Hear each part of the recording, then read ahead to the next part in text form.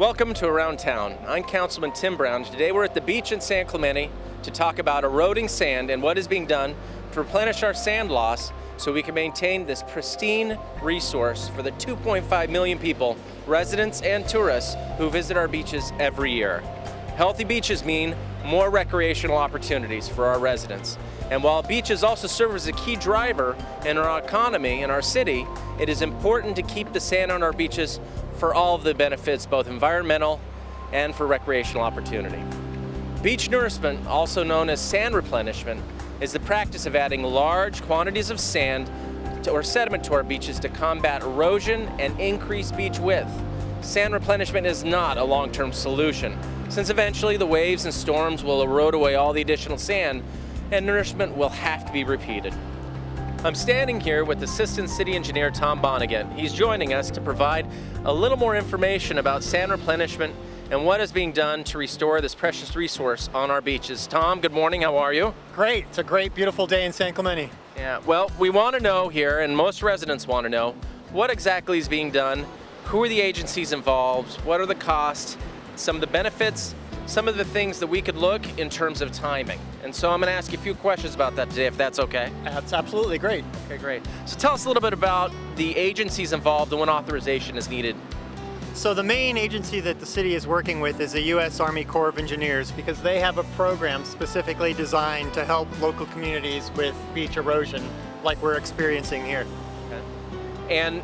And this has been something that works for years, right? I mean, how long have we actually been pursuing this action? We've been working on it for quite a while. It is a long process. It started in earnest way back in 2000, so almost a decade and a half now. Okay. And so the next steps, because we're actually coming, since I've been involved, we're coming actually closer than we've ever been, but it feels like it's actually tangible. What are the next steps now that we're really seeing for the city and for the agencies involved? Well, you're right. We have come a long way, and we are as close as we've ever been. So we have an approved project, and Congress has actually approved a project. It doesn't mean it has funding, but the next step is what we call a design phase. And you may think, well, what's the design? We're just going to put sand on the beach. But part of the environmental approvals require that we do monitoring before we put the sand down to make sure we monitor the wave climate, environmental resources in the ocean, because we don't want to damage that. That contributes to what makes San Clemente a great place to visit. So we'll do about 2 years of this monitoring and design, and then if everything goes well, we could actually put sand on the beach. Wow. Now, what you just said sounds really expensive, because pretty much anything with government sounds really expensive at this point. So tell us a little bit about what the costs are and who would share those expenses and ultimately what the impact to the city is. Right, there's a lot of work involved which does drive the cost. So for the design phase we talked about, we're looking at a little over $1 million total to fund all that. Now thankfully the federal government still picks up most of it, about 65%, so roughly $680,000, and we've been fortunate to get a grant from the State Boating and Waterways that has a program to also help communities with beach nourishment, and so they're picking up most of the rest. So San Clemente's actual share from our general fund is fairly small for the next phase, so that's really good news. Oh, that's great. See, now that's exactly what folks wanted to know. Now, part of this is they want to know, when you talk about sand replenishment, are we talking a few buckets of sand thrown at D Street? You know, what does that mean? You know, what does that mean for the residents? And so could you give us maybe a little bit of detail about what the project would look and feel like? Sure. So the project actually will involve dumping 250,000 yards of sand on the beach. If you picture a large dump truck that drives through town, that has a roughly 10 cubic yards, and so 25,000 trucks worth of sand would go on the beach. That's not how we would do it. We'll come to that later. And it would go from roughly Linda Lane to South T Street, where we would put this sand. And what you would expect to see is wherever the beach berm is, it would go out 50 feet. So we would be widening the main part of the beach 50 feet from Linda Lane all the way down to T Street. Okay. That's a tremendous amount of sand, and that's going to be brought in by barges? Is that what the... Right. We won't truck it in because it's so much. It'll come in by a barge because the sand will come off of Oceanside. There's a spot. We obviously don't have nearby sources of sand. If so, we wouldn't have the problem we have. So they would barge it in with a pipeline, put it on the beach, move it around, and we'd lose some of it right away, and over time, as you mentioned, it would disappear and we would have to redo it because it's not a long-term solution. Now, from what I recall, the concept is by placing it at this area of town, the idea is that it will sort itself down and replenish other beaches naturally through the cycle of distribution. Is that right? Right. The way the sand moves in our part of the world is it generally goes south towards San Diego County. So by placing it here, we expect the rest of San Clemente beaches to get some benefit as it moves through.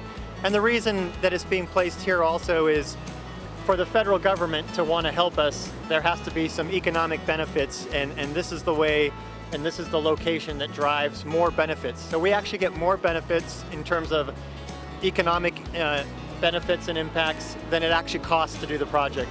So give me some hard dollars then for the city. So what are we looking at in terms of resident expenses up front? And then from what I remember about the project, every 5 years or so, they would be doing additional replenishment. And so what are the actual impacts on residents fiscally that we can anticipate from the first distribution and then subsequent distributions? So the project, we talked about design, and that's $1 million, and thankfully most of that's covered through the federal government in grants. The cost to actually put the sand on the beach is roughly $11 million. And again, the federal government picks up most of that, which is great news. And we will be seeking grants to cover a lot of that too. But right now, the city would be on the hook for $4 million if we don't get grants. And so we need to look for ways to fund that. And there are a number of options that are being explored. No final decisions at this point. It could be anything from a small increase in parking rates or parking hours or other options. And so it just depends on what segment of the community and if we feel it's important enough to fund. And you know, part of that is if we were accomplished the different grants or we were able to accomplish what we needed to do, our hope and expectation is that first distribution would be under $1 million, around $500,000 to $1 million for the initial distribution. And then depending on the grants, of course, and then subsequent replenishments are going to cost more than that. Right, and the City Council certainly wants to reduce the amount of local monies and impacts to our community. And so staff is actively searching for grants, and it's our hope and goal to reduce that initial outlay to less than $1 million to really make it a palatable cost. And then going forward, we're not on the hook to do it. We'll put the sand down, see how it goes. Hopefully if it's successful then, and it's an important benefit to the community, we'll find ways to get it done. Excellent. Well, I'm glad that we've progressed this far. We've got a lot of important decisions in front of us. You know, we've got potentially, I think we're looking, was it in 2016? What was the timeline for the next few years on this? So we're looking to get an agreement to the City Council before the end of the year. That is for this design phase that lays out the cost sharing. And then the next 2 years we'll go into design, and then probably by hopefully 2018 we would be in a position to actually put sand on the beach.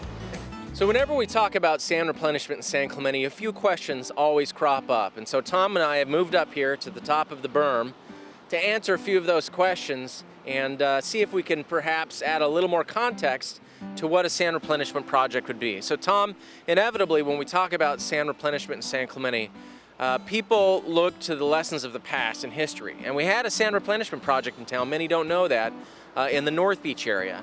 And we had some complications with that, and so part of what people ask about is what will the quality of the sand be like? Can you tell us about that previous project and what this project would look and feel like? Sure. About 10 or so years ago, we did a small project at North Beach, and the concern there was, even though we did test the sand that came from the Santa Ana River, it was a little bit more cobbly than we'd hoped. So we did have some important lessons learned. There's been a lot of testing on the sand source that we would put for this large project, not only now, but as we actually lead up right to construction again, to confirm that it meets, we have a policy and meets the quality that we expect, with very few gravel, good quality sand with what we call few fines, so that it feels good, it looks good, the color matches, so that we don't put something on that is really going to be something the community is not happy with. And the pull site was down by Oceanside, which actually is in terms of, you talked about the southward push, a lot of that sand may have one time been on San Clemente beaches, right? That's right, and so we're just going to grab some of it back. Okay, good. Let's take that back. Take Del Mar Jetties while you're at it. And so another question that inevitably comes up here is what will it look and feel like? And so, you know, we're up on the berm here. Maybe we could just turn. It's going to be a little awkward, but maybe we'll just turn and you could show us a demonstration maybe what it would look like. Sure, and I'll point the viewers out. We have kind of this distinct break where the berm really drops off towards the beach. And so what we could expect as we put this 250,000 yards of sand is that edge translating out roughly 50 feet behind us and then going off to a natural profile into the water. And that would occur all the way from about Linda Lane, like we said, down to T Street. And then one of the last questions that we seem to also receive on this is, listen, we're a passionate community of surfers. I say we, not me. My biggest contribution to the surfing community is not to surf. That's my gift to all of San Clemente. But as a community of surfers, we have a lot of people that are worried about how it's going to affect the waves. You know, what's going to happen when we put all the sand on the beaches? Are we going to lose some of these great waves at the different breaks in town? Can you tell us a little bit about that? Sure, and that's one of the things we want to be very careful about. We're all very aware that, lots of people love to come surf here, amateurs, locals, professionals, and so we don't want to do anything that's going to damage the quality surf resources that we have in San Clemente. And so what we'll expect is when we put and this was studied in great detail during the environmental phase, and we actually had engineers who are avid surfers too, who certainly wanted to make sure that we don't destroy that resource. And so the beach will translate out, it'll go through an initial adjustment period, but really the consensus is that over the long term, if anything, it should improve the break. It's going to just translate the beach profile a little bit out. It'll adjust to what we call equilibrium, and we'll still have this wonderful surf break through town. So we're standing here on the iconic San Clemente Pier, and we wanted to give a better perspective on exactly what a replenishment project would look like. And first of all, Tom, I didn't recognize, but it is an amazing morning. I think the water's, 75 degrees? It's beautiful. It's Hawaii warm. The surfers are out, everyone's having a good time, and we're standing on the pier in dress shirts. We're doing something wrong. We need to be out there. Yes, we should. But we wanted to give you folks a perspective on exactly what this replenishment project would look and feel like. And so, Tom, when we were chatting about, off camera a little bit about, what it would look and feel like, you had mentioned that there were some solutions developed early on that were considered more hard solutions, and that this replenishment project would be what we'd call a soft solution. Could you just go into a little bit of detail about what that means? Sure. Early in the scoping project or scoping process for this project, we got a lot of community feedback, and what we heard pretty resoundingly was, hey, you know what? We're not in favor of seawalls. We're not in favor of riprap or groins or breakwaters, so-called hard structures that take away towel space, that potentially have worse impacts or bad impacts for surfing and other environmental resources. And so that led us pretty quickly to beach nourishment, putting sand on the beach, which is considered a soft solution. And even though it's not permanent and you have to do it, it's not permanent like a breakwater, that was viewed as much better, the community much more acceptable than putting a lot more rock or concrete breakwaters on our beach. So we're not laboring under delusion that this is going to be a permanent solution, a 10, 15-year replenishment project. A typical cycle in our estimation would be 5 years, right? That we'll be able to benefit from and have, tangential benefits for that period of time? Yeah, it depends, but we think on average, based on the modeling that the Corps did, and they're pretty good at this, 6 to 8 years on average, we would see the sand here, and then by that time it would go back to where we started, and then we'd make a decision if we think, it's in our best interest to do it again. And one other thing that we didn't cover, but I think is also important is, previously, for hundreds of years, we had a natural resource that was providing us sand, which, because of development in the area, is no longer doing so. Is there any other ways which we're going to have sand delivered to our beaches other than replenishment? I mean, can you give me an idea on that? No, we've really lost that resource over time as development further upstream. San Juan Creek has historically been our major source of sand, and during large winter storms it would flush out sand and then travel down the beach here. And over the years that's declined, and it's not going to get reversed. The development's not going away, and so to get sand on the beach, really is the way that we're going to need to do it. This is part of the project. And then lastly, the federal government's contribution isn't because they want to help us preserve our beaches. One of the items that I read about and was presented is ultimately their interest is in preserving the rail line here. And there's two ways they could do that. Either they could do a hard solution, which is all of the rocks, similar to what they did at North Beach, or we have the possibility of a soft solution, which allows us to retain some of our beaches. Is that kind of the way that the federal government is approaching it? That's right. You know, in addition to a number of freight and passenger trains that use the rail corridor that the community is familiar with, it's also considered a national strategic defense corridor. It's important to the military and the federal government to keep this rail line active in case of emergency. And so they have an interest in protecting that, and sand replenishment is a proven way to widen the beach, reduce wave impacts and the potential for damage to that rail line. And again, it's a soft solution. The other one would be place riprap like we've seen on certain parts of the coast, and the community really doesn't want that. No, we do not. Yeah, because ultimately that's exactly what we want. We come to San Clemente because of the incredible beaches, this amazing resource that we have at our disposal here, and ultimately that's what we want to preserve.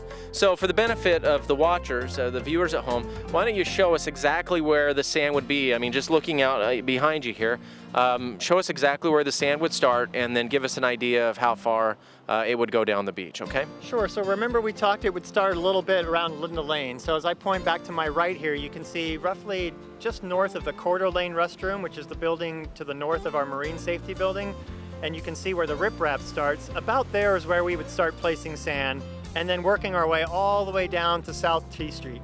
Okay. And then ultimately we'll have a glimpse of what that would look like too.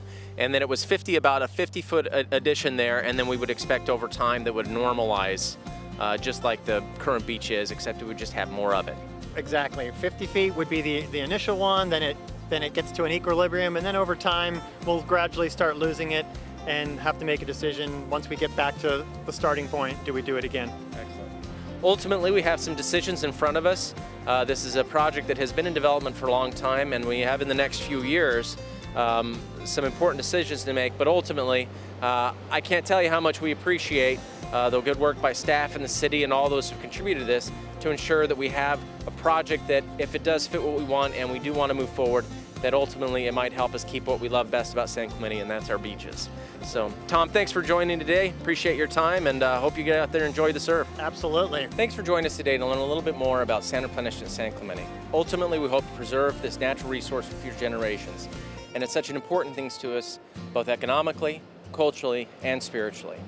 Ultimately, at the end of the day, when we make decisions, we hope we'll be able to not only keep San Clemente what makes it so unique, but also allow us to be able to have future generations that benefit from it. Thanks for joining us again today around town.